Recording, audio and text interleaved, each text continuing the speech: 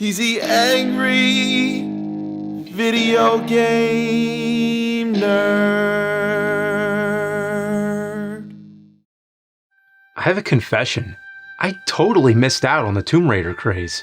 Full disclosure, I saved all my money for a Nintendo 64, so I missed out on all the PlayStation games that everybody talks about, like Metal Gear Solid, Symphony of the Night, Final Fantasy VII, and yes, Tomb Raider. In the mid-90s and early 2000s, Tomb Raider was one of the biggest game franchises. Every year we got a new Tomb Raider game. I can see why people liked it. It revolutionized 3D platforming the same way Super Mario 64 did. The puzzles were fun, the settings were cool, the music was atmospheric, and the action was top-notch for the time. Seemed like the only thing bigger than the games was its star, Lara Croft. Lara Croft was basically Indiana Jones for the 90s. You thought Indy was badass? Lara goes from fighting wolves and dinosaurs to mummies and eventually skinless Atlantean demons straight from a Clive Barker movie. Oh, and bats. She also fights bats. Can't forget those. Lara Croft's popularity took the world by storm. She was the first female game protagonist to get this kind of attention.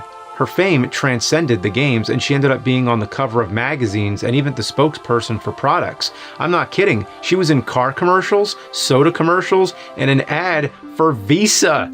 Seems like the world was obsessed with Lara Croft.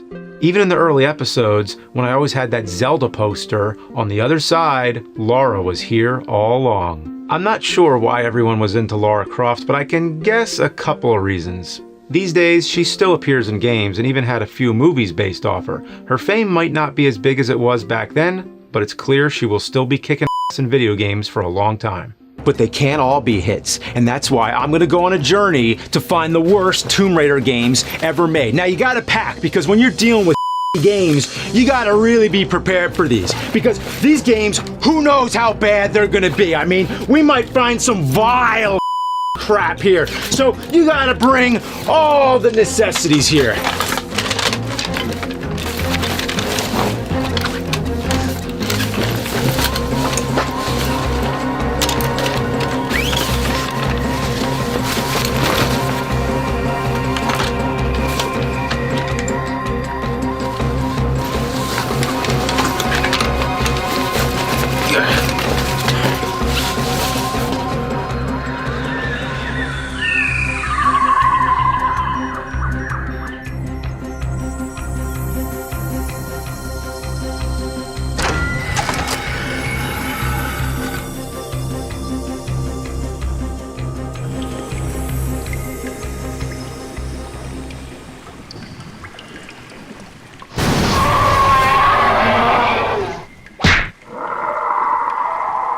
So here's Tomb Raider Chronicles, the 5th in the series, but the first to fail critically and financially.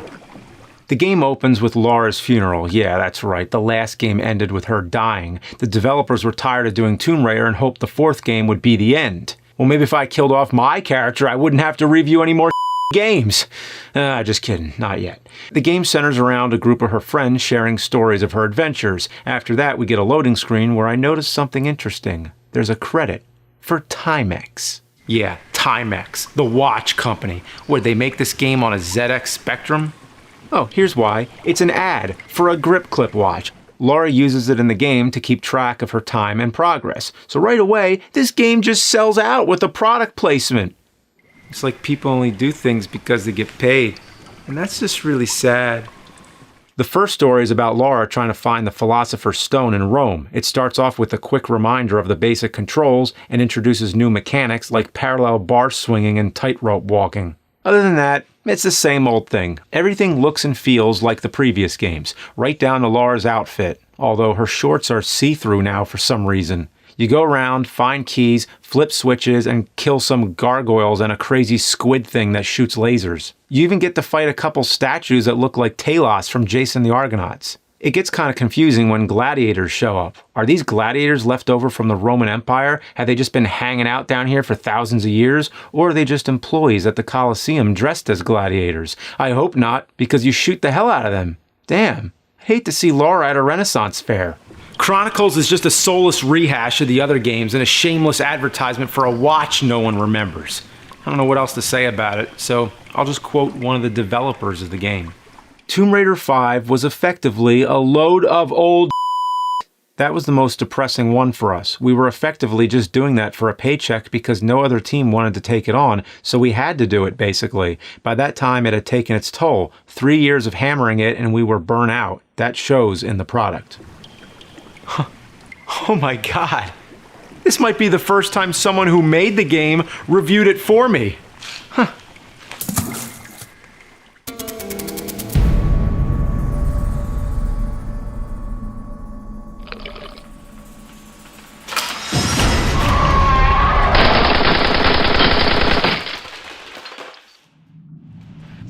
So here it is, the holy grail of Tomb Raider games, Angel of Darkness. It was so bad, it killed the studio making it and nearly killed the whole franchise. This was the first Tomb Raider game on the PS2. It was going to usher Lara Croft into a new age with a bigger, better adventure. There would be larger environments and more stuff to do. It would be a whole new game. Or it would have been if the development wasn't such a disaster. The problems start right at the beginning. The opening cutscene introduces Lara in a dark office where her associate gets killed by someone off screen. This is how you open your fun action-adventure game? By ripping off Clue? Compare this to the first game, which opens in an exotic location and has Lara murdering wolves. But then Angel of Darkness starts off with a tutorial, and you better not up, because if you die without saving, you start at the beginning. And I don't mean the beginning of the level, I mean the beginning of the whole game. No checkpoints, nothing, so get used to saving. Save after every puzzle, save after every enemy, and save after every jump. And the jumping. You would think, since this is PS2, the controls would be better than PS1. But you'd be wrong. They're extremely clunky, and that's the reason why you die so much. You know what would have been nice? A training section where I could practice these new controls without affecting the main game. You know, like the Croft Manor section in the old games. Oh, and this is one of those PS2 games where you have to use an older TV, because if it's on an HD TV, it's so dark you can't see anything unless you turn the brightness all the way up, black out your windows, and then shoot a rocket into the sun, covering the whole solar system in darkness. And then maybe you'll be able to see something. I'm not kidding. This one jump took me 20 to 30 minutes because I couldn't see there was a ledge to grab onto. I had to turn the brightness all the way up. Yeah, it's no wonder why they call this Angel of Darkness. You also notice some of this footage looks like it's in slow motion. I thought maybe it was some bullet time or Max Payne, but no, the game will randomly slow down. One part was entirely slow-mo unless I was jumping. But even when it's running at the right speed, Lara still feels too slow. In fact, this entire game makes Lara weaker, and the reason for that was because originally it was supposed to have a progression system where you level up, so as the game goes on, you gain more abilities, but unfortunately, that got cut. Now you have to reach a certain point in the game to get a new ability. Climbing this wall will make you be able to climb longer. Moving this box will give you the ability to move 2 boxes. Kicking a huge metal drawbridge will give you the ability to open a small door. That doesn't even make any sense! The creators spent so much time figuring out how to make Lara's boobs jiggle, they forgot to make her fun to play. By the way, the camera in this game sucks. It constantly you up and makes jumping difficult. At one point, the camera goes into Lara's head, and it's one of the most horrifying images I've seen. In the words of one of the people who made the game, the camera was just a complete pig. Yeah, that's one way to put it. One of the new things this game intended to introduce was stealth. I'm not sure why though. There's no penalty for not being stealthy. I could probably sneak up on some people, or I can just easily kill them. Why introduce stealth if it was going to be optional? I guess one of the new things introduced that kind of works is the dialogue trees. At least with this first one, your decision affects the game. Now we finally get to the Paris level, which was meant to be this big open world with many things to interact with, but unfortunately, it just turned into a big empty wasteland. Whatever was meant to be in the Paris level must have been big because you can't go 5 feet without the game loading the next area. You turn into an alley, load. You walk up a staircase, load. You walk from one end of the street to another, Load. Load. Load. Load. Too many loads! There's a store you can go in when asking people how to get into a nightclub. You have one conversation and never go back to this place again. This was supposed to be a place that you'd come back to later in the game, but everything was removed except this one scene. Then there's the boxing match. It doesn't matter who you pick because the winner is totally random. Sometimes the game glitches and they don't fight at all. Just keep reloading until the person you picked wins. And what do you get out of this? I bet all the cash in my pocket against your fancy gold watch that I can pick the best fighter. A watch that you can sell? This? I don't need this lousy stinking Timex watch! So here's a weird thing I found. There's this guy in the park. You walk up to him and he just says the same thing over and over. Leave me alone, I'm busy! Leave me alone, I'm busy! Busy? Busy doing what? Staring at a wall? A guy standing in the park all by himself saying he's busy. He looks like the least busy person in the world. That's all he says. Turns out he's one of 2 people who help you get into the club. I talked to someone else first, so that triggers this guy to just say the same thing over and over. Leave me alone, I'm busy! Eventually, I got into the nightclub where I noticed 2 more glitches. While climbing the light fixtures, I randomly just started climbing onto thin air. Yeah, this kind of floating happens a couple times. I once even got stuck in the air, split in 2, and started phasing in and out of reality. The next glitch is more common. If you think you're about to die, it's faster to just pause and restart from your last save. But if you pause in the middle of Laura's death scream, you'll get this.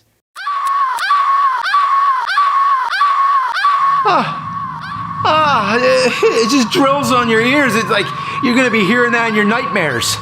Hey, have you noticed anything in these levels? I'm raiding apartments, churches, nightclubs. Shouldn't I be raiding tombs? I haven't seen a single tomb yet. I made it to a graveyard, but all they had were crypts. Instead, I have to go to the Louvre and kill some security guards. I'm not even sure if they're bad guys, but the game doesn't penalize me for killing them. Maybe Laura is just a violent murderer. Eventually, you go underground and actually find a tomb. Wow. It's broken up into 4 parts: earth, wind, water, and fire. This is the only part in the game so far that actually feels like Tomb Raider. And they still f it up. The water level has these spikes that come out of nowhere. After making a careful jump in the fire level, a rock will shoot you into the air, or you'll just die for no reason. In the wind level, I went to jump on a log and instead fell through it.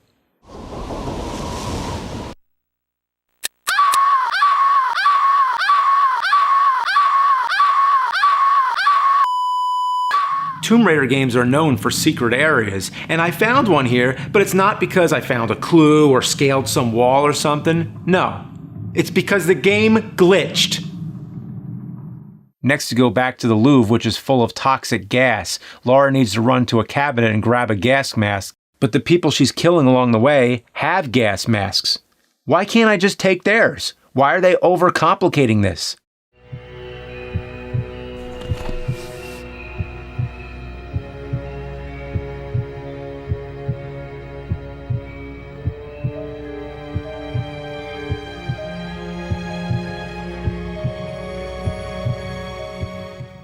Who the is this guy? Why are they giving him so much attention? And why does he have the glaive from Kroll?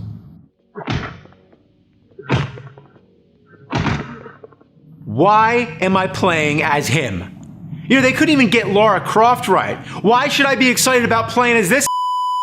Believe it or not, his controls are clunkier than Laura's, and he's even less fun to play. Everything about him is lame. His hair, his soul patch, and his dumbass mind powers that let him see stuff around corners or in other rooms.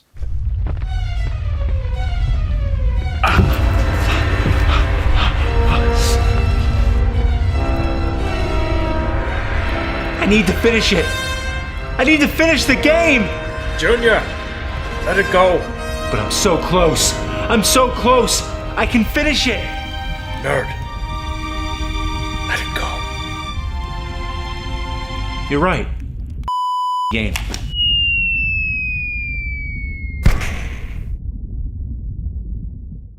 So, the whole story is, The game was rushed out, unfinished, it failed, and then Core Design, the company who originally made Tomb Raider, shut down. It was so bad that Paramount blamed it for Tomb Raider Cradle of Life's low box office. Oh, and have you ever noticed the Angelina Jolie Tomb Raider movies aren't called Tomb Raider? They're officially called Lara Croft Tomb Raider and Lara Croft Tomb Raider The Cradle of Life. What a mouthful. Did they just read the movie poster out loud? Might be why it took 15 years to get another feature film which was simply called Tomb Raider. Unless the real title was supposed to be Alicia Vikander is Lara Croft Tomb Raider March 16th Experience it in IMAX. But that's probably too much for a theater marquee, right? Anyway, it was the end of an era, but my journey leads to one last game, one almost forgotten like the you took last month.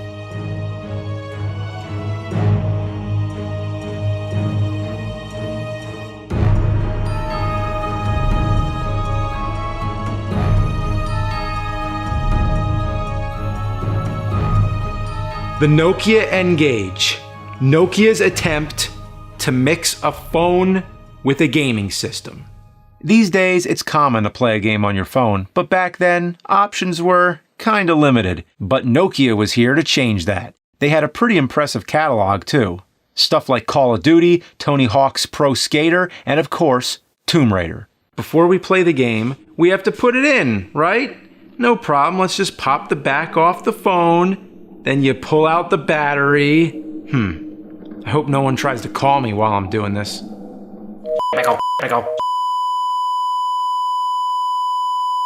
So then we insert the SD card, pop the battery back in, put the case back on, and we're ready. Well, it's Tomb Raider. That's what it is. It's a remake of the first game, only adjusted to fit onto the N-Gage. The animated cutscenes are removed and replaced with text over static images. They also got rid of the music. All you hear now is footsteps, gunshots, and enemies growling. I gotta admit, it's pretty impressive how they were able to fit the whole PS1 game onto a tiny SD card back then. It has all the same moves from the first game. One annoying difference is that when you press forward, Lara will keep running until you stop her or she hits something. It makes timing jumps real difficult.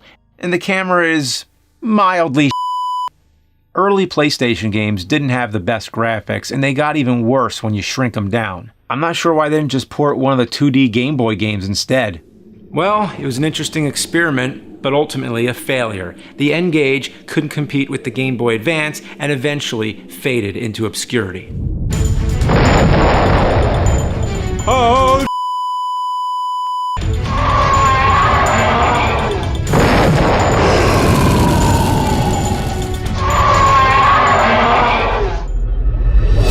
Leave me alone, I'm busy.